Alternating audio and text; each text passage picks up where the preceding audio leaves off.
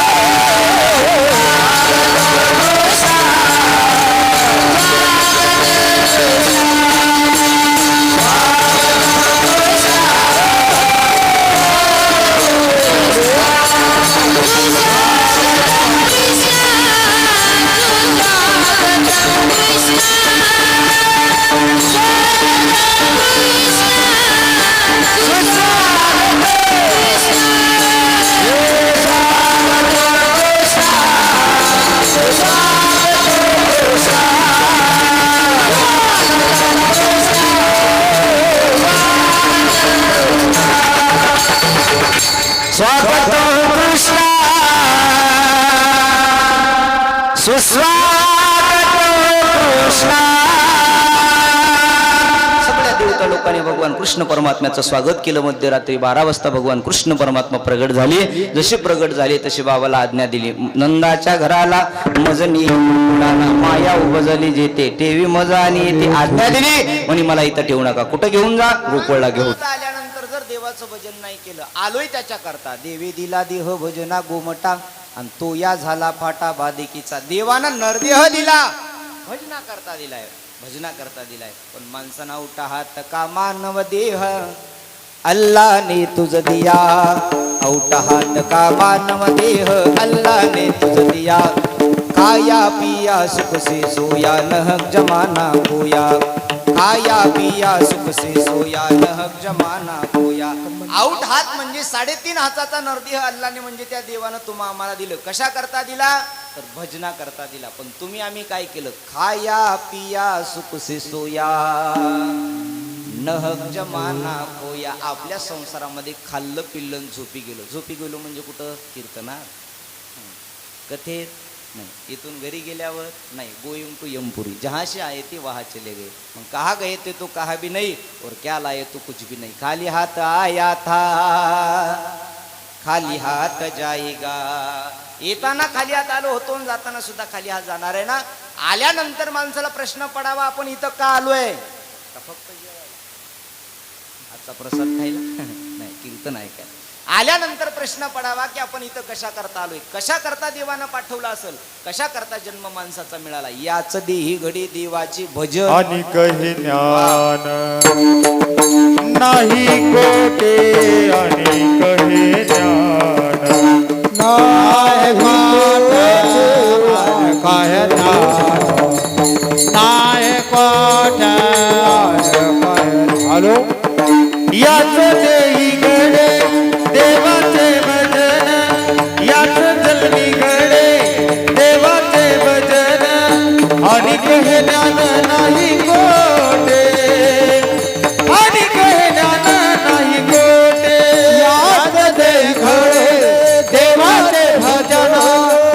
याच देही घडे देवाचे भजन आणि कहे ज्ञान नाही कोटे.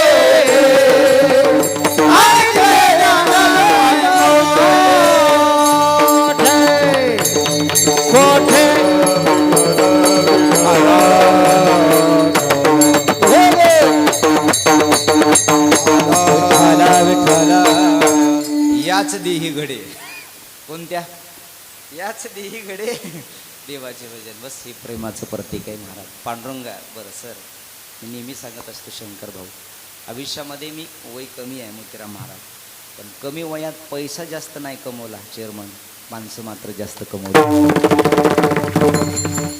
हे प्रेमाचं प्रतीक म्हणूनच तुम्ही आज एवढे जण उपस्थित आहात. डिग्रसकर मंडळींनी भरपूर प्रेम दिलं गेल्या वर्षी कथेच्या रूपात आणि यावर्षी आपल्या इथं गावात येऊन ऐक नाही विठ्ठला विठ्ठला विठ्ठला.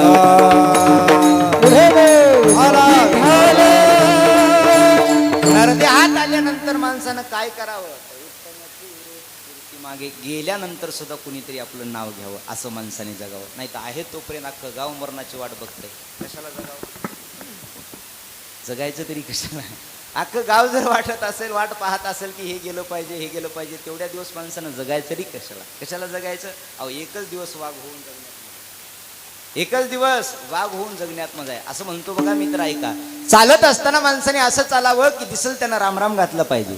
चालत असताना माणसाने असं चालायचं की दिसल त्यांना रामराम घातला पाहिजे. बसत असताना अशा ठिकाणी जाऊन बसायचं की 4 लोकांनी आपल्या जवळ येऊन बसलं पाहिजे. आणि मरताना असं मरायचं की ज्याला कळल त्याच्या डोळ्यातून खळकन पाणी आलं पाहिजे.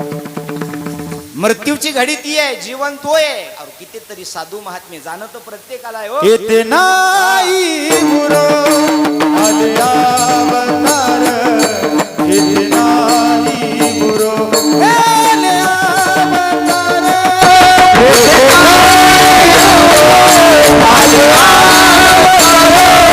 येते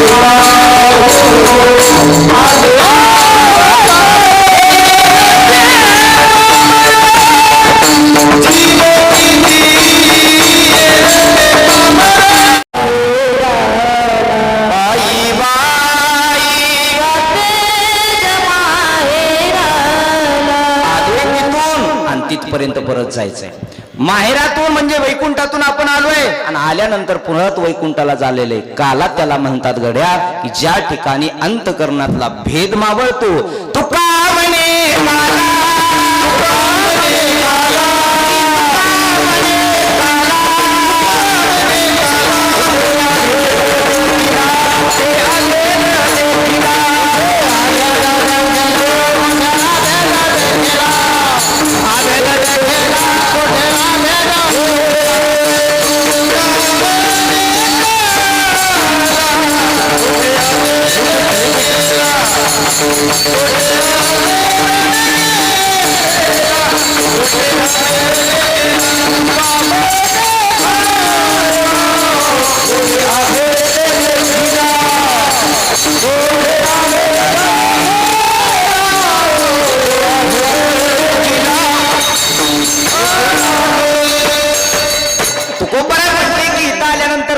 खरा काला जर कोणता असेल तर तुका म्हणी काला कुठे अभेद देखीला अंतकरणातला भेद निघून गेला. मी जीव आहे आणि तो परमात्मा आहे. हे भेद ज्या दिवशी माळून जातो त्या दिवशी जीवात्मा आणि परमात्मा हे एकच आहे. जीवात्मा आणि परमात्मा त्याच्याच अंशापासून आपण जन्माला आलो, शेवटी त्याच्याच पर्यंत जायचंय. म्हणून तर गेल्यानंतर माणसाच्या पुढे 2च वाक्य लावतात, एक तर कैलासवासी नाही तर दुसरं स्वर्गवासी. एक तर कैलासाला जावं लागेल भोलेनाथाकडे, नाही तर दुसरं वैकुंठाला जावं लागेल. म्हणजे आलोय वैकुंठाहून आलोय कैलासाहून परत तिथपर्यंत जायचंय. तर माणसाला प्रश्न पडावा की काला नेमका करायचा कशाचा. काला तुकोबरायनं 3 प्रकारचा सांगितला. दही भाताचा खिचडी काला, दही आणि भाताचा एक खिचडी काला आहे. दुसरा हरिनामाचा खिचडी काला, दुसरा देवाच्या नावाचा आणि भक्ताचा खिचडी काला आहे. आणि तिसरा अगदी श्रेष्ठ आहे, तुका म्हणे काला आणि कोठे भेद देखीला. ऐका, एक वाक्य सांगतो पुढे चलतो. तुम्ही आम्ही आलोय देवाला मिळवण्याकरता आणि देव मिळवून या जीवनाचं सोनं केलं की याचं सार्थक झालं. विठ्ठला विठ्ठला. काही माणसाला प्रश्नच पडत नाही की आलोय कुठून आणि जायचंय कुठून. एक जण एसटी स्टँडला गेलो, बस स्टँडला सर, आणि बस स्टँडला गेल्याच्या नंतर कंडक्टरला ते गाडीत चढलं. गाडीत चढल्यानंतर कंडक्टर म्हणला बोला कुठलं तिकीट द्यायचंय. ते म्हणला कुठलं बी द्या. काय म्हणला, कुठलं बी द्या. कंडक्टर म्हणला गाडी कुठे जात नाही, तुला कुठं जायचंय. ते म्हणला ही गाडी जाईल तिथं जायचंय. म्हणला उतरायचं कुठं, तुम्ही थांबवताल तिथं. उतरायचं कुठं माहित नाही, जायचं कुठं माहित नाही. आणखी सोपं सांगतोय का, एक माणूस रस्त्यावर बसला होता शंकर भाऊ, आणि रस्त्यावर बसले असताना त्यानं हातात वीट घेतली, वीट आणि दगड फोडू लागला. कशानं, झोपली का तुम्ही. विटेनं दगड फोडू लागला. एक शहाणा माणूस रस्त्यावरून जात होता. ते मला, अरे काय वेड आहे का काय, जरा डोकं वापरणं, आणि निघून गेला. ते त्यानं वीट फेकून दिली, वीट फेकून दिली, डोकं वापरायला लागला. डोकं फुटलं, सर पळत गेले. सर म्हणले बस गाडीवर, करून दिला दवाखान्यात नेतो. करून दिला दवाखान्यात नेलं. डॉक्टरला म्हणले लवकर पट्टी करायला. डॉक्टर म्हणले नेमकं झालं कशामुळं. ते जे फुटलं होतं ना डोकं, ते म्हणलं काय सांगू, रस्त्यावर बसलो होतो आणि विटनं दगड फोडू लागलो. डॉक्टर म्हणलं जरा डोकं वापराव का. ते म्हणला ते वापरलं म्हणून तर तुझ्यापाशी आलो, नाही तर तुझ्यापाशी येण्याची काय गरज लागली असते. विठ्ठला विठ्ठला. माणसाच्या जीवनामध्ये आलोय कुठून काही लोकांना घेणं देणं नाही. जायचंय कुठं काही लोकांना. अहो माणसं जगतायत असे की सध्या कुणाला मरायचंच नाही. पण जीवनातलं अंतिम सत्य जर काय असेल तर ते मृत्यू आहे. मग काला काला करायचाय म्हणजे नेमका काय करायचाय. नरदे हात आल्याच्या नंतर त्या अखिल कोटी ब्रह्मांडाच्या मालकाला जवळ करायचं, त्याचं वजन करायचं. आणि या नरद्या जन्मा आल्याची सार्थक विठ्ठलाची देखलिया विठ्ठला विठ्ठला. या कार्याचं वर्णन करत असताना साधू संत महात्म्याने असं सांगितलंय, देव मिळवायचा आहे ना तर एका दिवसामध्ये सुद्धा देव मिळतो. अहो दिवस सोडा, 1 तास उरला खटवांग रायासीन भाग्य कैशी दशा प्राप्त झाली. 1 तासामध्ये खटवांग नावाचा राजा झाला. त्या खटवांगांना देव मिळवून घेतला. कोण खटवांग, रामायणात ऐकलं असेल. खटवांगाचा दीर्घ भाऊ झाला, दीर्घ भाऊचा आज झाला, आजचा दशरथ झाला. म्हणजे दशरथ राजाच्या 4थ्या पिढीमध्ये अगोदर हे खटवांग नावाचे राजा झाले. आणि या खटवांगाला 1 तासामध्ये देव प्राप्त झाली. 1 तासात 1 तासात देव मिळवून घेतला. तसा आता आपल्याकडं तर 1 बी तास राहिला नाही. 1 तास त्याच्याकरता राहिला होता, आपल्याकरता अर्धा पाऊण तास राहिला. आपल्याला अर्ध्या पाऊण तासात भगवान कृष्ण परमात्मा मिळवायचे. ऐका, या काल्याच्या दिवशी साधू संत महात्म्याने असं सांगितलंय, बाकीच्या गोष्टी सांगण्यापेक्षा एकच करा, चरित्र ते उच्चारावे.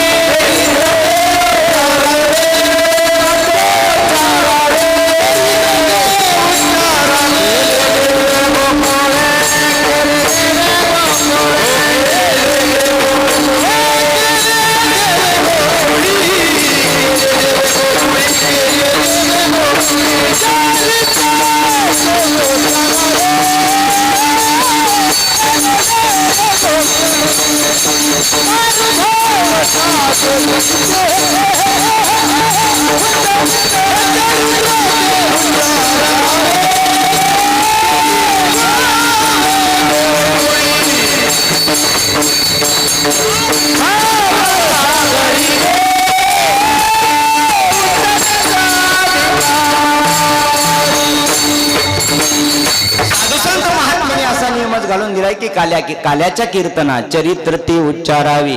देवी केले गोकुळी चरित्र ते उच्चारावे. आचरायचं नाही. आचरण्याकरता प्रभू रामचंद्राचं चरित्र आहे, उच्चारण्याकरता फक्त भगवान कृष्ण परमात्म्याचं चरित्र आहे. पण माणसं कुठं बी उलटच करते. ज्याचं आचरायचंय त्याचं आचरित नाहीत, फक्त त्याचं उच्चारण करते. आणि ज्याचं उच्चारण करायचंय त्याचं आचरण करायला बघते. आणि एकच लक्षात आहे भागवतातलं माणसाच्या बरं काय, इथल्या नाही आमच्या इकडच्या. एकच लक्षात आहे भागवतातलं काय, कृष्ण परमात्म्यानं 16,108 आम्ही 1-2 केल्या तर काय होतं, एकीनच बडगड्या मोडल्या आणि दुसरीच्या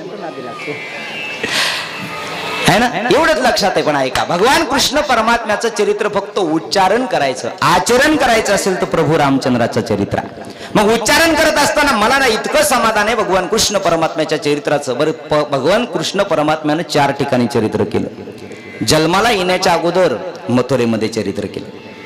जन्माला येण्याच्या अगोदर 8 वर्ष 8 मुलं जन्माला येण्याच्या अगोदर वसुदेव देवकीला कारागृहात टाकायला लावलं, म्हणजे मथुरेत चरित्र केलं. 2 नंबरला वृंदावनात केलं, 3 नंबर गोकुळात केलं आणि 4 नंबर द्वारकेला केलं. गड्यांनो, राजागिरी झाला आणि कृष्ण सिंहासनी 4 ठिकाणी केलं. पण त्यापैकी साधू संत महात्म्याने असं सांगितलं की आनंद देणारं चरित्र जर भगवान श्रीकृष्ण परमात्म्याचं कुठलं असेल तर ते फक्त गोकुळातलं. कारण गोकुळातला कृष्ण परमात्मा हा अगदी लहान होता. निरागस बालक जसा असतो ना तसा तो बालक होता. त्याच्यामुळे त्याचा मनाला समाधान देणारं आणि आनंद देणारं चरित्र आहे. विठ्ठला साधू संत महात्म्याने सांगितलंय ते चरित्र उच्चारायचं. भगवान कृष्ण परमात्म्याचा जन्म वसुदेव देवकी कारागृहामध्ये कंस राजानं टाकलं आणि कंस राजानं टाकल्यानंतर 1 मुलं झाले. वेळ कमी असल्यामुळे 6 मारी दुराचारी 6 मुलं मारले. 7वा भगवान शेष भगवंताला सांगितलं चला आपल्याला अवतार धारण करायचा. अवतार धारण करायचा म्हटल्यानंतर पृथ्वी माता गाईचं रूप धारण करून भोलेनाथाकडे जाते. भोलेनाथाला घेऊन ब्रह्मदेवाकडे, ब्रह्मदेवाकडून क्षीरसागराकडे आणि क्षीरसागरातल्या भगवान विष्णूला प्रार्थना करतात. श्री अनंता मधुसूदना पद्मनाभा नारायणा जगव्यापका जनार्दना आनंदा सकल देवादि देवा कृपाळू वाजी केशवा महानंदा महानुभावा सदाशिवा सहज रूपा देवादि देवा.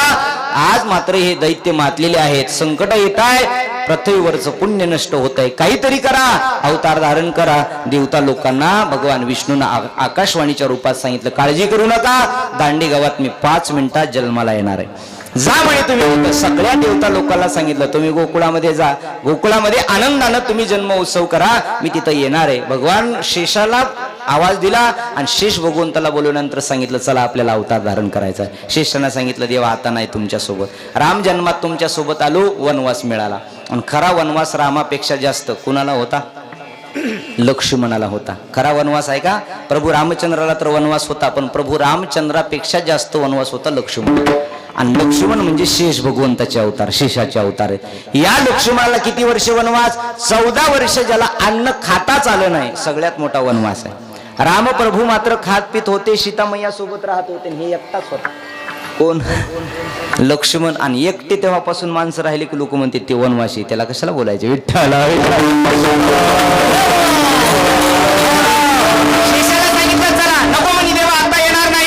त्यावेळेस देव महाराज चतुरातो शिरोमणी गुणलावण्याची खाणी हात जोडले सांगितले एक काम करा, त्यावेळेस तुम्ही लहान झाला होतात ना, मी मोठा भाऊ झालो होतो ना, आता तू वडील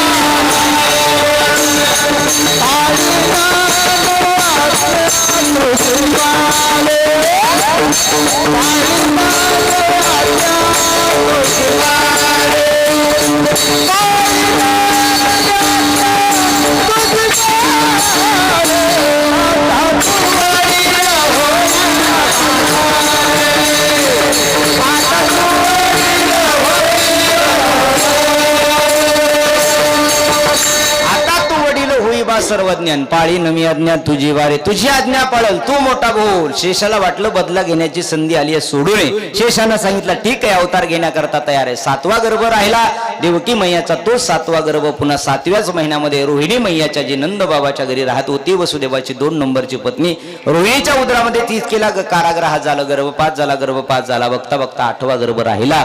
जसा गर्भ राहिला देवकीचे तेज दिसे जायचा सूर्य, सूर्यासारखं तेज दिसायला लागलं. सगळ्या कंसानं कारागृहात डबल पहिरा केला. जिथं 1 सैनिक होतं तिथं 2 केले, जिथं 2 होते तिथं 4 केले, 4 होते तिथं 8 केले, 8 होते तिथं 16 केले, 16 होते तिथं 32 केले. आता पुढे लावून घ्या सगळंच काय कुठे घेतलं. 16 जबल पहरा केला आणि डबल सैनिक वाढवल्यानंतर कंसाने सांगितलं 8वा काळ माझा जन्माला येणार आहे, लक्षात ठेवा, याच्याकडून माझा मृत्यू होणार आहे, तो वाचला नाही पाहिजे. डबल पहरा केला आणि डबल पहिला केल्याच्या नंतर बघता बघता श्रावणाचा महिना, अष्टमी स्थिती, वार होता बुधवार, रात्री बरोबर 12 वाजता भगवान कृष्ण परमात्मा अवतार घेणार गोकुळामध्ये. देवता लोकांनी सगळ्यांनी देवाची स्वागत करण्याकरता आनंदानं गोकुळावरती गर्दी केली. आकाशामध्ये हातामध्ये पुष्प घेतलंय आणि देवाचे स्वागत करायले. भगवान कृष्ण परमात्म्याचं आपणही या धर्म मंडपामध्ये स्वागत करूया.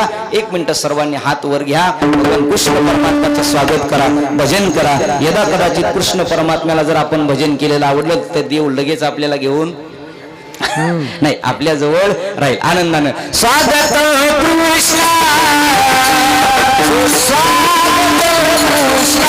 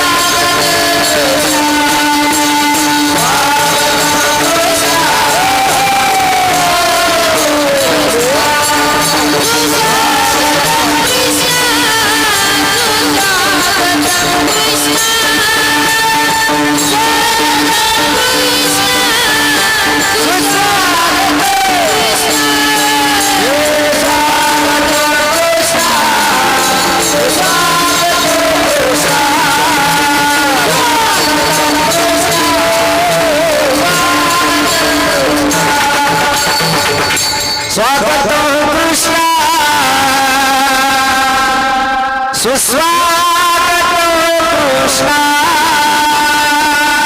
सगळ्या देवता लोकांनी भगवान कृष्ण परमात्म्याचं स्वागत केलं. मध्यरात्री 12 वाजता भगवान कृष्ण परमात्मा प्रगट झाले. जसे प्रगट झाले तशी बाबाला आज्ञा दिली. नंदाच्या घराला मजनी माया उभजली जेते ठेवी मजा आणि येते आज्ञा दिली. म्हणे मला महाराज जात असताना सगळं पहिरा होता. वसुदेवानं सांगितलं देवा सांगणं इतकं सोपं आहे, सांगणं सोपं आहे, पण जात असताना आमच्या हातात का बेड्या घातलेल्या आहेत, कारागृहाला कुलपै कंसानं डबर पहिरा केलाय आणि अशा अवस्थेत कसं जायचं. त्यावेळेस देवानं सांगितलं काळजी करू नका, फक्त मला आपलंसं करा.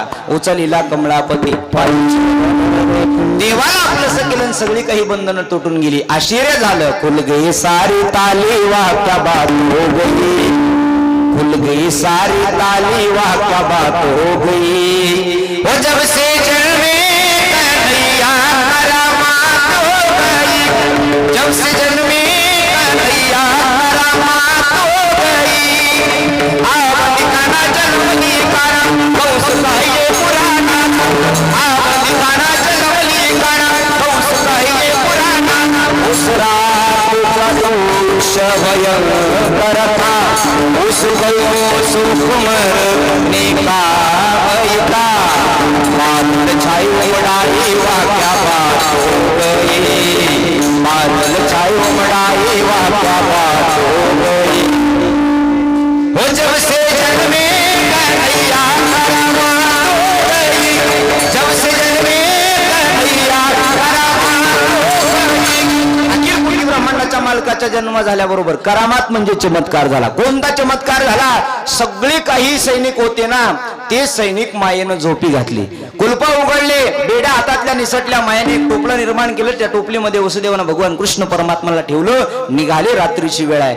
1-2च्या सुमारात निघाले असतील. यमुनेमध्ये आले. यमुनेमध्ये पूर चढला होता. पूर चढला अचाट, त्यासी लाविला अंगुष्ठ. आशीर्वाद दिला यमुनेला. तिथून रस्ता केला. गोकुळात आली. पहाटच्या वेळी तिथे एक माया जन्माला आलेली होती. त्या मायेला घेतलं, टोपलीमध्ये ठेवलं. डोळे भरून एकदा आपल्या मुलाला पाहिलं. जगाचा नियंता आहे, ब्रह्मांडाचा चालक आहे. अंतःकरणात त्याची मूर्ती साठवली. ती मायेला घेतलं आणि परत कारागृहात आहे. कारागृहात आल्याबरोबर सकाळच्या वेळी रडे माया करी एकांत नामा मने उठत. जे काही मायेनं झोपी घातलेले सैनिक होते ना, या मुलीच्या रडण्याचा आवाज ऐकू आला ना, आवाज ऐकू आल्याबरोबर सगळेजण उठले. 8वा काळ जन्माला आला, 8वा काळ जन्माला आला. मारा कंसाला सांगा लवकर. कंसाच्या कर्णावरती बातमी पडली तर एका सैनिकाने असं सांगितलं, कंसराजे ते मुलगा नाही तर मुलगी आहे, मुलगा नाही तर मुलगी आहे. कंसानं विचार केला की मुलगी असो की मुलगा असो, वसुदेव देवकीची 8वी संतती आणि ती मला मारणार आहे तर तिला ठेवायचं नाही. ऐका बरं का, एकदा गोड भाव आहे. तिला ठेवायचं नाही. कारागृहात आला. जसे 6 मुलं मारली होती तसं हिला मारणार. एवढ्यामध्ये हातात धरलं, गरगर गरगर फिरवलं, आपटणार. एवढ्यामध्ये हातातून निसटली चतुर्भुज.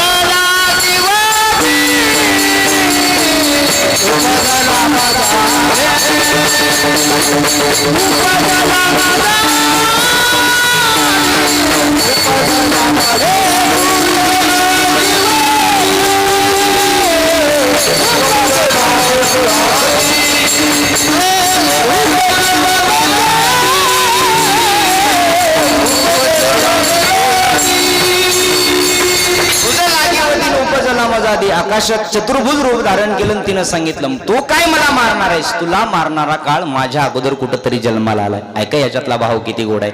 द्वापार युगामध्ये कंसानं जन्माला आलेल्या मुलीला मारण्याचा प्रयत्न केला होता, मारली नव्हती. पण कलियुगातली याच्यापेक्षा विचित्र कंस झाले की गर्भात असलेल्याच मुलीला मारून टाकायला लागले.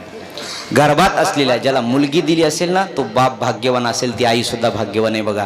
कारण साळंकृत कन्यादान आणि ती पृथ्वी दानाचे समान. एक कन्यादानाचं पुण्य शंकर भाऊ, पृथ्वी दान केल्याचं पुण्य इतकं पदरात पडतं एका कन्येचं आहे.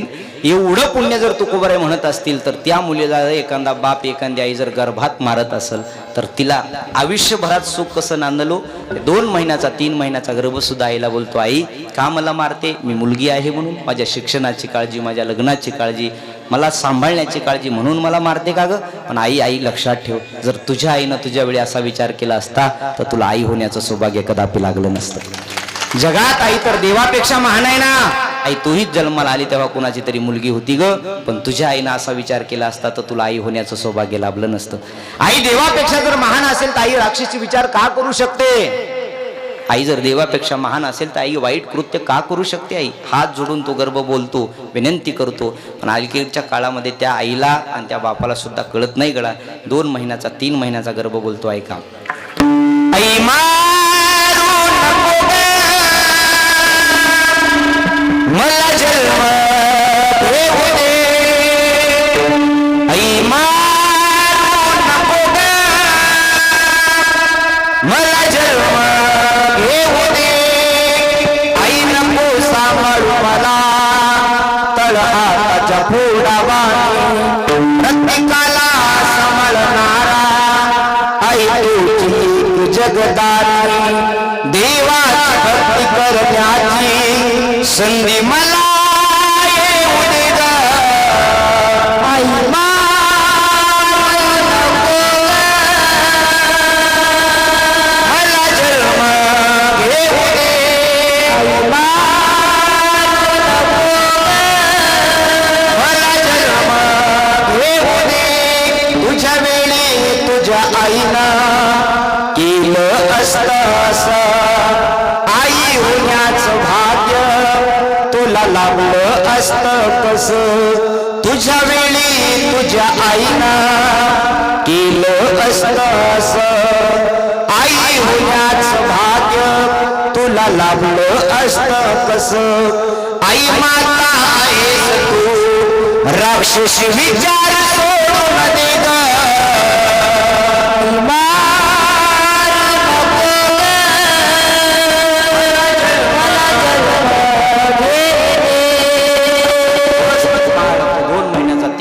गर्भ सुद्धा आईला बोलतो गड्या. पण कलियुगातल्या माता माऊलीला कळत नाही. आज जी प्रत्येकावर वेळ आली आहे का, प्रत्येक माणसं आज संकटात आहे. आज प्रत्येकाला एकच धारणा आहे सर की आमच्या पोराला पोरगी भेटत. सगळ्यात मोठं संकट आहे कलियुगातलं. आम्ही जर तिथं जाताना आनंद भाऊ, तिथं लोक म्हणतात महाराज हाय का बघा तिकडं. गरीबाचे असू द्या. आज जे संकट आलंय कशामुळे आलंय, कशामुळे आलंय? आपणच आपल्या मुलीला मारल्यामुळे आले नगड्या. ऐका, एकच वाक्य सांगतो पुढे चलतो. या आजच्या काल्याच्या कीर्तनातून एवढं लक्षात ठेवा, गर्भपात कुठल्याच मुलीचा करू नका. आणि जर कोणी करत असेल तर त्याला सुद्धा करू देऊ नका. तुम्हाला ब्रह्महत्येचं पुण्य जे पातक लागतं ना, त्याच्यापेक्षा 1000 पटीनं ब्रह्म गोपालनाचं पुण्य एका मुलीच्या पालनात मिळून जाईल. एका मुलीच्या. या सप्त्यातून आम्ही काय घेतलं तर एवढं घेतलं, आपल्या परिवारात नातेवाईकात कुणी जर मुलीची गर्भहत्या करत असेल तर तिला रोकवा आणि तिला सांगा, बाई खरी मुलगी पहिली रोटी पहिली पेटी गहू की रोटी. मुलगी भाग्यवानच असते महाराज. अहो मुलगा तरी अंतकरण, मुलगा तरी आपल्या कवटीच्या हाडापासून बनलेला असतो, पण मुलगी मात्र अंतकरणाच्या चतुष्टापासून बनलेली असते. मुलगा मायबापावर जेवढा प्रेम करणार नाही, पण तेवढी ढाय मुकून प्रेम करणारे जगाच्या पाठीवर फक्त मुलगी असते. मुलगी असते. ज्या मायबापाला मुलगी दिली ते भाग्यवान आहेत. विठ्ठला विठ्ठला.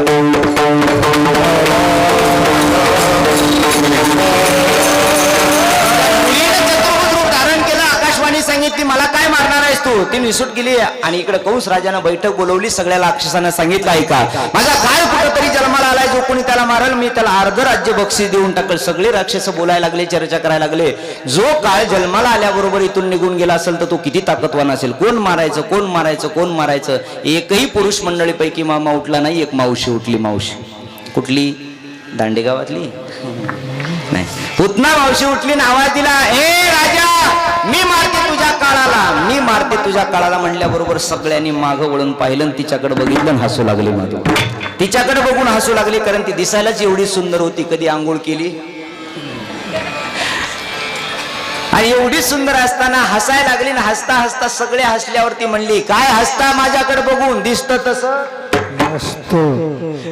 दिसतंय तसं अजिबात नसतंय. मग माझ्याकडे बघून काय हसायला लागलात? म्हणे तुमचं काम होण्याशी म्हटलंय. अगं पण तुझं तोंड बघितल्यावर तुला गावात कोणी येऊ द्यायची नाही. आणि काय कायचं शंकर भाऊ तोंडच तसं आहे.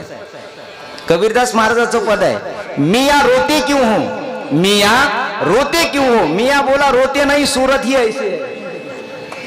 रडायचं कशाला? काही आपल्या भाषेत सांगा 12 वाजल्यासारखे. कधी बी त्याच्या चेहऱ्यावर बघा 12च वाजलेले. अहो काही काही जणाच्या चेहऱ्याकडे बघितलं की फाशी घ्या वाटते. काय काही जणांचे चेहरे बघितले की समाधान सुद्धा वाटतं. अहो, माणसाचा चेहरा पाहिलं की समाधान. अहो, काय द्यायचंय का दुसरं काही नाही, पण आपल्याकडे बघितल्यावर उगं कोणी समाधान राहावं. काही जणांच्या चेहऱ्याकडे बघितलं की उगच राग येते. त्याचं येतंय का नाही? अहो, अनुभवातलं आहे ना ते, उगच राग विनाकारण. असं म्हणा, तुकोबरायचं प्रमाण आहे ना, फोडी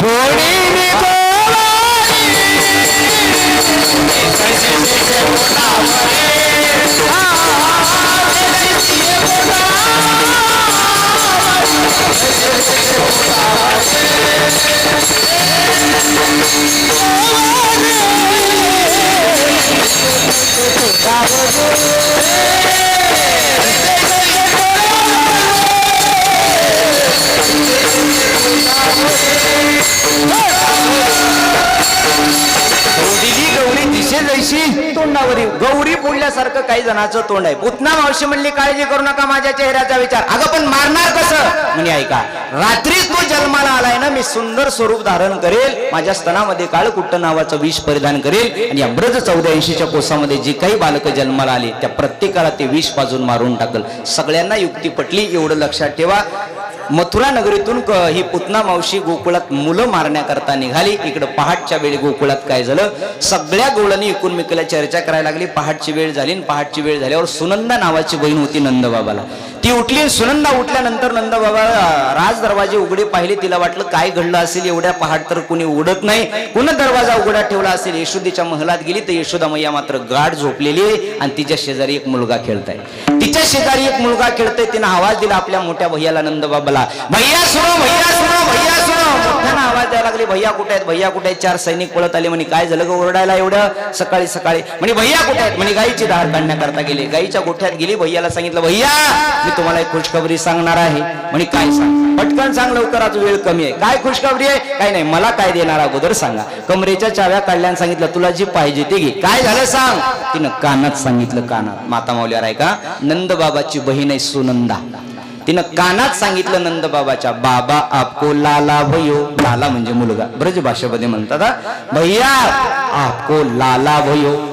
कानात सांगितलं. नंदबाबानं उड्यात टाकायला सुरुवात केली. 1-2 वर्षात पोरग झालं तर गावभर पेढे वाढते. नंदबाबाला 60 वर्षानंतर झालं. आणि 60 वर्षानंतर झालेलं बरोबर. नंदबाबा काही कमी श्रीमंत, 9 लाख पट्ट्याच्या घरी गाई एकट्याच्या. 9 लाख गाईचा मालक. त्यानं तर आनंदानं नवरत्नाचा हार गळ्यामधला तोडला, सुनंदेच्या गळ्यात टाकला. बघता बघता आनंदानं गाईच्या गोठ्यात नाचायला लागली. अख्ख्या दांडेगावात बातमी पसरली, अगं तुला काय कळालं का नाही, तुला काय कळालं का नाही. म्हणे काय झालंय, त्या परळीच्या महाराजचं कीर्तन तुला काय कळालं का नाही. काय झालं,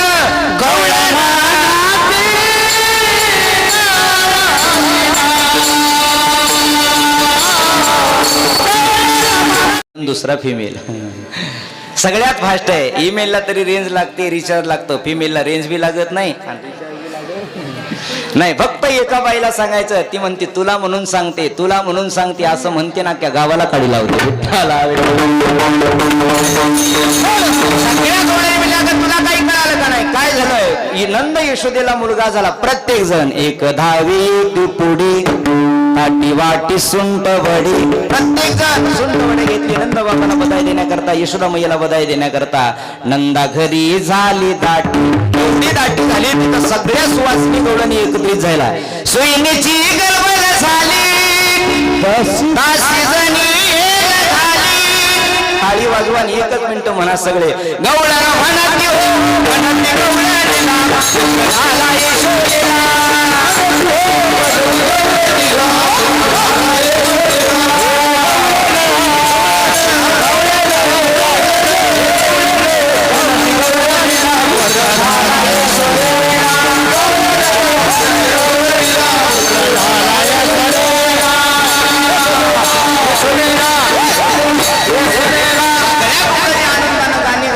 नाचायला लागल्या. नंद बाबाच्या घरी आज अखिल कोटी ब्रह्मांडाचा मालक जन्माला आलाय. नंद घर आनंद भयो, जय कन्हैया लाल की. आनंदाने गाणे गायला लागल्या, नाचायला लागल्या. नाचता नाचता बघता बघता 4 दिवस निघून गेले. 6व्या दिवशी पुतना मावशी आली आणि वेळ कमी असल्यामुळं कृष्ण परमात्म्यानं तिला मारून टाकलं. विठ्ठल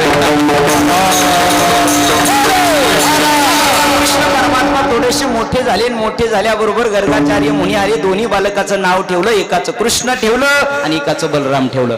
दोघांचं नामकरण विधी झाला. नामकरण विधी झाल्याच्या नंतर थोडेसे आणखी मोठे झाले आणि मोठे झाल्याबरोबर रांगायला लागले. कसे?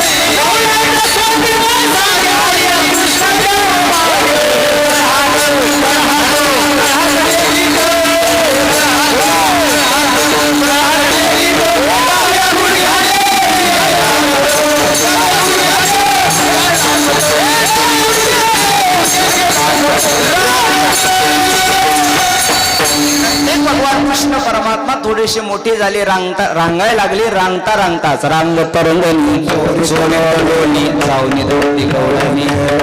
गोप बालकाला गावातल्या एकत्रित केलं. पेंड्या, वडज्या, वाकुड्या, मधुसूदन, मधुमंगल या गोप बालकाला एकत्रित केलं. आणि गोप बालकाला एकत्रित केल्याच्या नंतर आनंदानं कृष्ण परमात्म्यानं सांगितलं, का रे तुम्ही सगळे असे वाळून गेलेलेच आहेत, सगळे असे वाळून गे. तुमच्या घरी खायला मिळत नाही का? एक बी नाहीत आमच्या माधुभाऊ सारखं. हा सगळे वाळून गे. खायला मिळत नाही का? हा खायला मिळत नाही का तुमच्या घरी? खायला मिळत नाही का म्हटल्यावर कृष्णाला पेंड्या, वडज्या, वाकुड्या, मधुसूदन म्हणतात, कृष्णा आमच्या घरी दही, दूध, तूप, लोणी सगळं रे, पण आमची आई देत नाही खायला. आमच्या घरी ताकाचे सरोवर. आमची आई काय करते? आमचं दूध जातं डेअरीला आणि ताक आमच्या नेहरीला. आमचं दूध डेअरीला असतंय, ताक आमच्या. आम्ही सगळे ताकावरचे पैलवान आहे. आणि मग ताकावरचे पैलवान असल्यावर कुठं आम्ही त्याच्यासारखे होणार आहेत? एक जण मला म्हणला महाराज तुम्ही 5 वर्ष झालं असेच दिसता, वाढली बी नाही आणि खराब बी झालं नाही. काय म्हणजे असंच कसं काय? दुसरा शेजारी उभा टाकला होता, ते म्हणला सुधारण्याकरता घरचं खावं लागतं. कधी काय माणसं म्हणतील सांगता येत नाही. विठ्ठला कृष्ण परमात्म्यानं पेंड्या, वडज्या, वाकुड्या, मधुसूदन, मधुमंगल या सगळ्या गोप बालकाला एकत्रित केलं. म्हणजे ऐका, तुमच्या तब्येती मोठ्या करायच्यात ना, तुम्हाला खायला पाहिजे ना दही, दूध, तूप, लोणी, तर एक काम करा. काय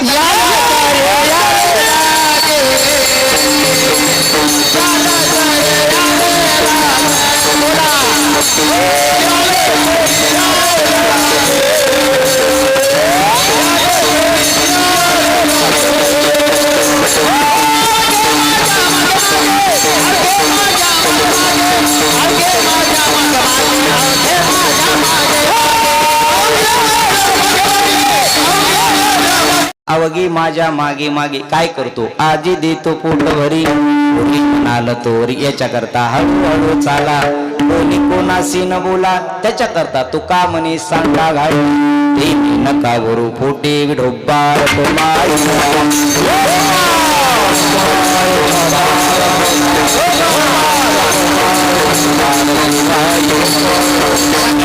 बालकाला सांगितलं. आणि भगवान कृष्ण परमात्म्याने पहिली संघटना निर्माण केली, चौर्यालीला संघटना.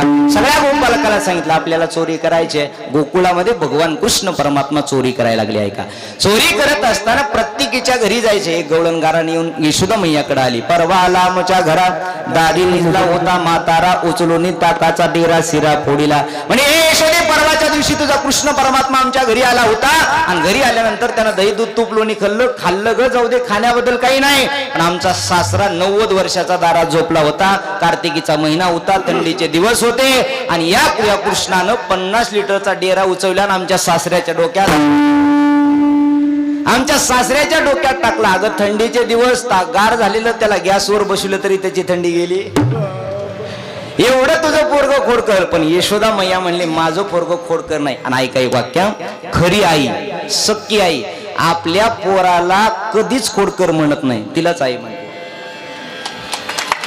आपल्या लेकराला खोडकर म्हणत नाही. आपलं लेकरू आगाव आहे तिला वाटतच नाही. ते रोज जरी नालीत पडून आला तरी सांगते माझा वाघ कसा यायलाय. हो माझी पुण्याजवळ कथा होती सर. आणि एक जणाच्या घरी चहा घ्यायला गेलो. चहा घेत असताना तिला 8 वर्षानंतर मुलगा झाला होता. आणि ती म्हणली महाराज मला 8 वर्षानंतर लेकरू झालंय. म्हणलं चांगलं आहे, आनंद आहे. ती म्हणा बघा दारात बसलं आहे. त्याच्याकडे मी पाहिलं सर तर गंगा यमुना वाहत होत्या. इकडून काही फरकांडे होते, इकडून काही फरकांडे होते. सगळ्या नाकावर माशाचं मोहोळ बसलं होतं. आणि ती बाई म्हणाली बघा माझा सोन्या कसा बसलाय. मी म्हणलं चहा पिऊस तर तिथंच बसू दे. कसलंही असलं तरी आपल्या आईला ते लेकरू या विठ्ठला. माझं पोरग खोडकर नाही, कसंही माझं पोरग आहे. माणस गुणाचे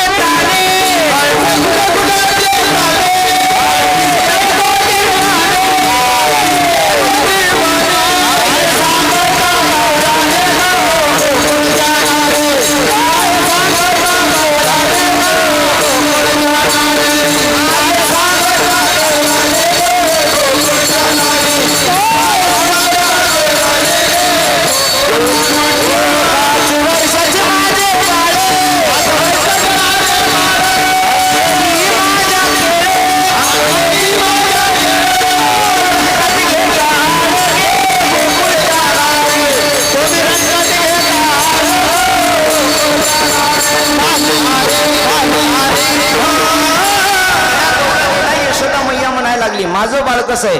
5 वर्षाची माझे बाळ अंगणी माझ्या केळ. अगं माझं पोरग 5च वर्षाचं आहे. आणि 5 वर्षाच्या पोराला कुठं 50 लिटरचा डेरा उचलता का? अजिबात उचलत नाही. मग काय तुम्ही लपवून याचा भवरा आळ घेताच्या रंग धरा. अगं तुम्हीच कुठं बोलता, तुम्हीच याच्या जवळ जाता, याचा भवरा लपवता, याची गुटी लपवता आणि पुन्हा लागता याच्या पाठी. पुन्हा म्हणता असं कृष्णाने केलं तसं कृष्णाने केलं. माझं कृष्ण खोडकर नाही, माझं पोरग खोडकर नाही म्हणल्यावर यशोदा मैयाला काय माहित होतं ती किती पराक्रमी आहे. पण यशोदा मैया आपल्या गवळणीला सांगायला लागली माझं पोरग असं नाही. एक गवळण तर म्हणली ठीक आहे एवढं म्हणालीस का, ये म्हणाव त्याला माझ्या घरी, ये म्हणाव माझ्या घरी. म्हटल्याबरोबर पेंद्या जवळच होता. पेंद्या म्हणला ही कोणती र गवळण बोलायली ती. ते म्हणला देवा ही चंद्रा काकू आहे म्हणे, तिचा नंबर घे लिहून, तिचा घर नंबर. काळजी करू नको देवा मला माहिती आहे 4 नंबरच्या गल्लीतलं 3रं घर तिचंच आहे. आणि असे काही पेंडे गावगाव असतील त्याला कुणाचं बी घरी विचारा पिंटू महाराज, ते 100% बसल्या बसल्या सांगते. पेंड्याला जायला काळजी करू नको देवा मला घर माहिती आहे म्हणे, सांग आजचं कीर्तन त्याच्याकडं. आज त्याच्याकडे जायचं. तिला सांगितलं, तिनं घरी आली. ती म्हणली कृष्ण घरी येणार आहे का चोऱ्या करायला? थांबा म्हणे. तिचं मालक गेलं होतं गाई राखण्याकरता. 5 वाजता मालक येईपर्यंत तिनं पुरणपोळीचा स्वयंपाक केला राजभाऊ. आणि पुरणपोळीचा स्वयंपाक केला. आणि तिचा मालक घरी आला, गाई बांधल्या, दार काढली, जेवायला बसला. जेवायला तिनं पुरणपोळी वाढली. ती पुरणपोळी वाढली. पूर्वी असं होतं की काही सणालाच पुरणपोळी करायची किंवा नवीन पाहुणा एखादा आला तर त्याला पुरणपोळी व्हायची. आणि जास्त माता मावल्याला जर माहेरचा पाहुणा आला तर लवकर पुरणपोळी करीत होत्या. असं वर्णन नाही. कुत्र जरी माहेरचं आलं तरी त्याला आवडतंय. कुणाला? महाराजाला माहेरचं आलं ना आवडतंय. त्या काकाला वाटलं आज पुरणपोळीचा स्वयंपाक आहे, कस काय आपली बायको सुधारली कथेला जाऊन. बदल झाला तिच्यामध्ये. नाही म्हणे आज खास तुमच्यासाठी केले. तुमच्यासाठी? त्याला तर आनंदच वाटला. माझ्यासाठी पुरणपोळी केली म्हणल्यावर कोण दिवस सुधारला की म्हणजे भारी झालं. चल आणि म्हणे जेवायला सुरुवात केली. बघता बघता त्यानं 10 पोळ्या खाल्ल्या. 10 पोळ्या ते काय माझ्यासारख्या नव्हत्या. आणि पूर्वीचे माणसं लय खात होते मित्र महाराज, हे दिसतंय असं पण लय खात होते. विठ्ठल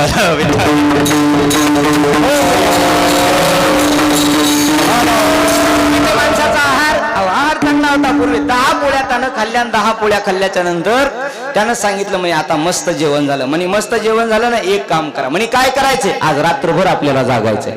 ते म्हणलं 10 पोळ्या खाऊन रात्रभर कशाला जागायचंय? काही नाही म्हणे, त्या कृष्ण परमात्म्याला मी आपल्या घरी चोरी करण्याकरता बोलवलंय. कृष्ण येणार आहे चोरी करण्याकरता. तो अखिल कोटी ब्रह्मांडाचा मालक येणार आहे आणि तो येणार असल्या कारणानं आज तुम्हाला जागायचंय. विठ्ठला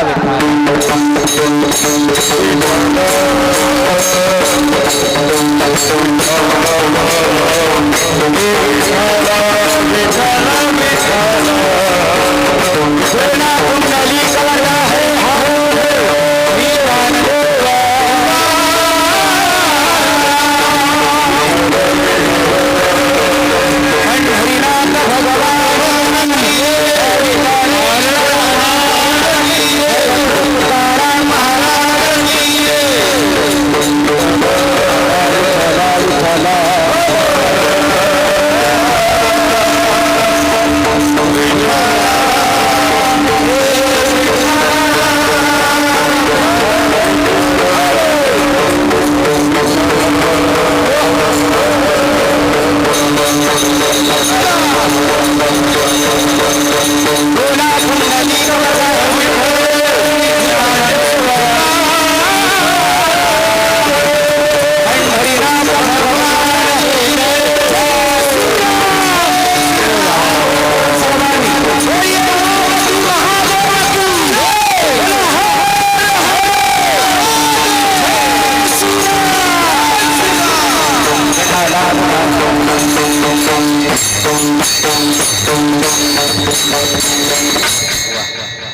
आदरणीय आपल्या महाराष्ट्राचं भूषणच, केवळ हिंगोली जिल्ह्याचं नाही, तुम्ही म्हणत असाल हिंगोली, पण आम्ही बाहेर राहून सुद्धा ज्यांचा आदर करतो आणि अगदी गोरगरिबाच्या मदतीला हाक जाऊन एक वाक्य सांगतो दादा, आपण आलात म्हणून.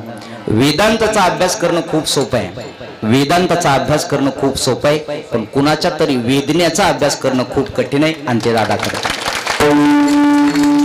वेदनेचा अभ्यास करणारी माणसं महाराष्ट्रात अगदी कमी आहे. कमी म्हणण्यापेक्षा फक्त एकच आहेत, त्यांना आपले आदरणीय साहेब असं म्हणतात.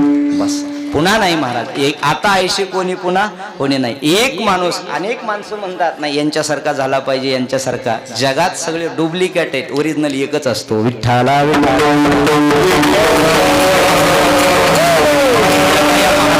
लोकप्रिय खासदार, दबंग खासदार म्हणतात, आमदार आमचे आदरणीय संतोष दादा बांगर. आज दादांची उपस्थिती आहे, मनापासून दादाला अभिवादन. आणि उर्वरित जेवढा वेळ आपला 10-20 मिनिटं राहिलाय तेवढ्या वेळामध्ये चिंतन करू. विठ्ठला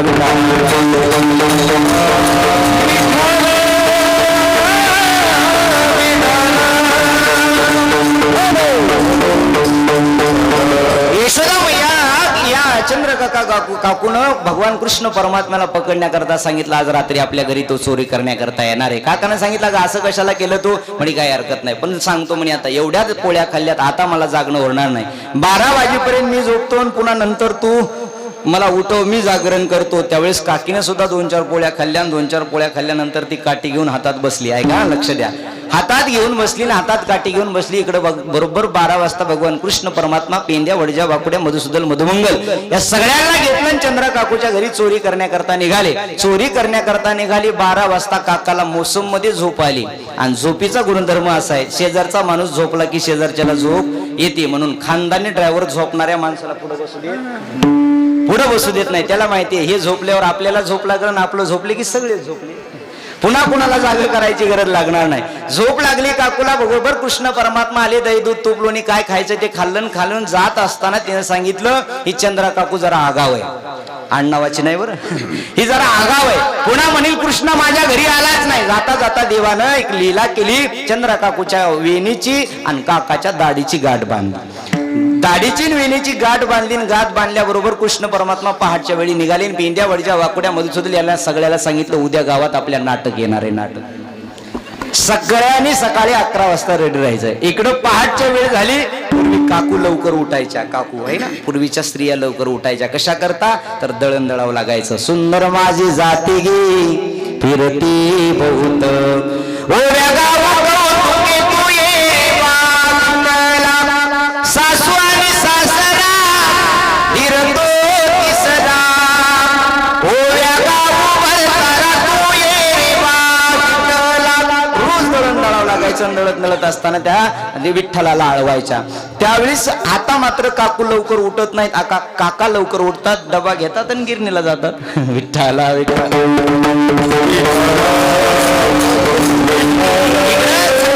काकू उठली, जशी उठली तशी केसाची वेणी ओढली गेली. आणि वेणी ओढल्या गेल्यानंतर काका जागे झाले. दोघांचं भांडण लागलं. आणि भांडण लागल्यानंतर मस्त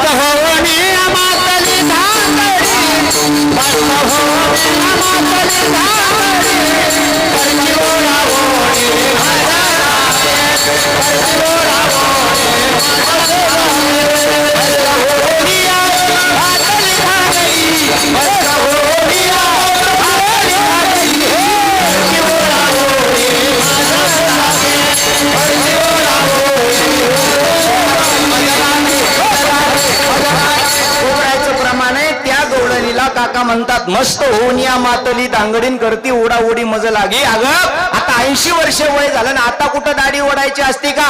मस्त होऊन या मातली दांगडी असं म्हटल्याबरोबर काकी म्हणली नाही तुम्ही माझी वेणी ओढली. ही म्हणते नाही तुम्ही माझी दाणी ओढली. या दोघांचं झालं भांडण सुरू.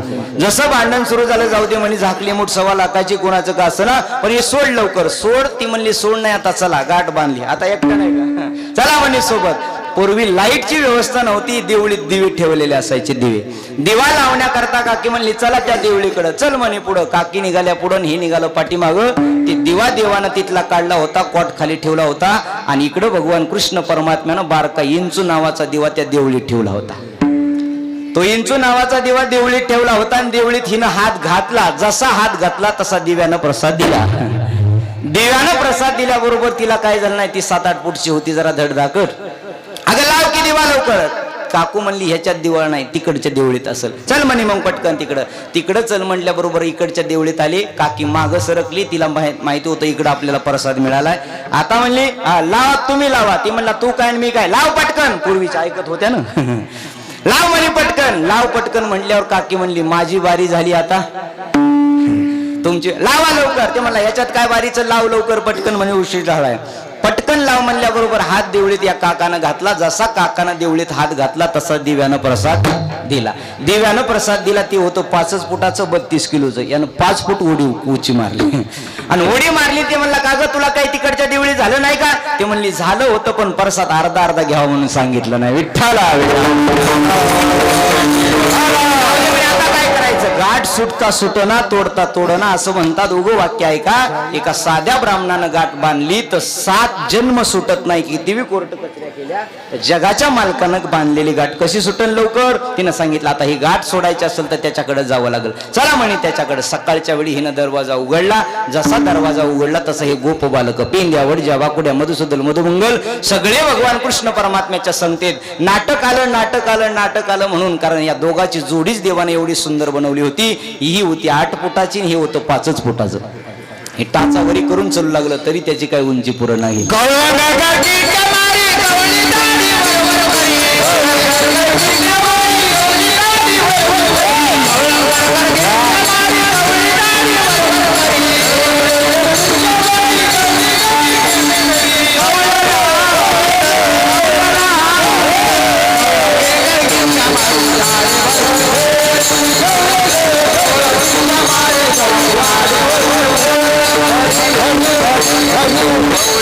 गिरक्या मारायला लागली, हा दाढी वर करायला लागला आणि हे पोरं नाचायला लागले. पूर्वी काय रोड नव्हती. नाचता नाचता माती उडाली, या काकूच्या नाकात गेली. काकू शिंकली. जशी काकू शिंकली तसं हे काका पाठीवून. या दोघांची दिंडी ज्ञानोबा तुकारामच्या दारात यशोदा मैयाकडे. यशोदेला आवाज दिला, ए यशोदे, अगं कुठे तुझं पोरकं, ही गाठ आमची बांधली आहे सुट नाही. यशोदा म्हणली माझ्या पोरानं गाठ बांधली नाही. कडेवर काकत बसलेली कृष्ण परमात्मा दिसले आणि कृष्ण परमात्म्याची दृष्टी पडल्याबरोबर गाठ सुटून गेली. यशोदा सगळ्या गवळणीला नाव ठेवत होती. तिला कळालं की आपलंच पोरग खोडकर आहे. कृष्ण परमात्म्याला विनंती करा,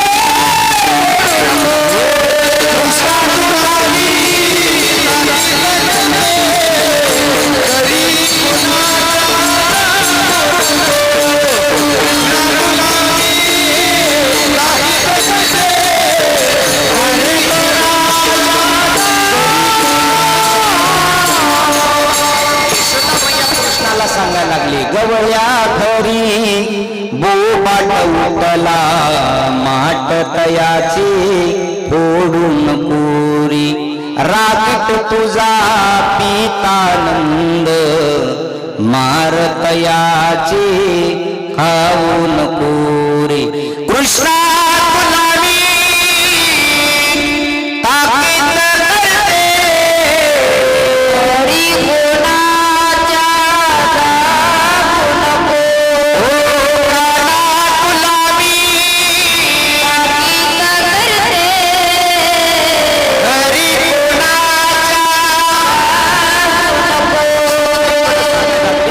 सांगता यशोदा मैया कृष्णाला विनंती करायला लागली, उड्या नको करू माझी बाबा, उड्या नको करू माझी बाबा, उड्या नको करू माझी बाबा.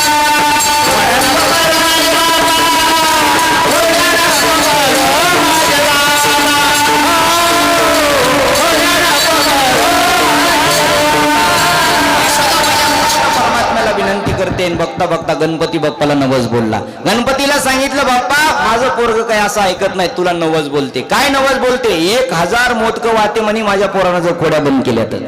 1000 मोदकं, ठीक आहे म्हणे, काय हरकत नाही. गणपती बाप्पानं नवस बोलल्याबरोबर कृष्ण परमात्म्यानं मनातले मनात ठरवलं, आता 1 महिना खोड्या.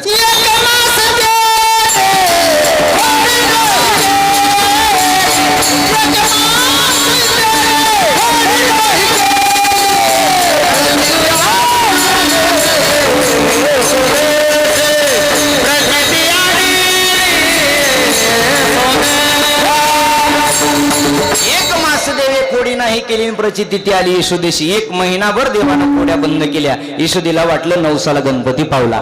इकडे 1000 मोदकाचं ताट तयार केलं. ब्रह्म मुहूर्तावर उठली, तुपातले मोदकं तयार केली, गणपती बाप्पाच्या मंदिरात आरती घेतली. कृष्ण परमात्म्याला ओवाळण्याकरता सोबत घेऊन गेली, पण आरती पेटवण्याकरता डब्बी पाहिली तर घरीच विसरली. कृष्णाने सांगितलं, यशोदा मैया कृष्णाला म्हणते, इथं थांब का ना, मी आत्ता घरी जाते, काड्याची पेटी घेऊन येते, काड्याची डब्बी घेऊन येते. असं म्हटल्याबरोबर तिनं सांगितलं आणि कृष्ण परमात्म्याला घरी आले. यशोदा मैयाला तिथं आपल्या घराकडे आल्याबरोबर कृष्ण तिथं थांबलेले होते. गणपती बाप्पाला थोडासा जाब विचारला, म्हणे कारी मोठ्या डेअरीच्या अख्या जगाचं खाल्लं तरी माझ्या घरचं खायचे का तुला? ते म्हणला, मी काय तुला खोड्या बंद कर म्हणलं नाही, तू तुझ्या मनानच खोड्या बंद केल्या, तुझ्या आईनं मनानच मोदक आणले. म्हणे गपचे बस. 1000 मोदक कृष्ण परमात्म्यानं खाल्ले. गणपती टुळू बघत होता, त्याला वाटलं 1-2 तरी देईल, दिले नाही. गणपती बाप्पालाच उचललं आणि पोटात टाकलं. यशोदा मैया तिथं आली आणि सांगितली, देवाशीच पुसे देव काय झाला. प्रचिती आली. यशोदा मैयानं विचार केला आणि सांगितलं, म्हणे आता देवा परमात्म्यानं अनेक खोड्या केल्या. यशोदा मैयानं समजून सांगितलं, आता सांगितलं, उद्या जाई राणा सवी घेऊन गोधाळा विठ्ठला विठ्ठला.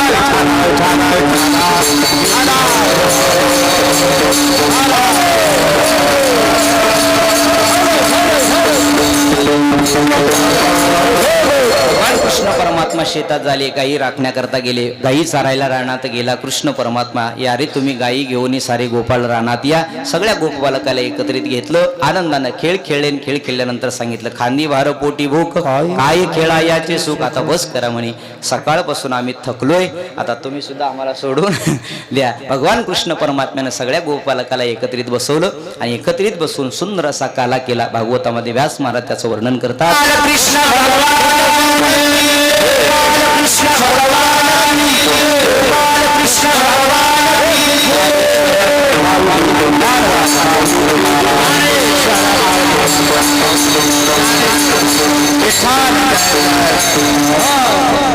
आपल्या या नामसप्त्यामध्ये काल्याची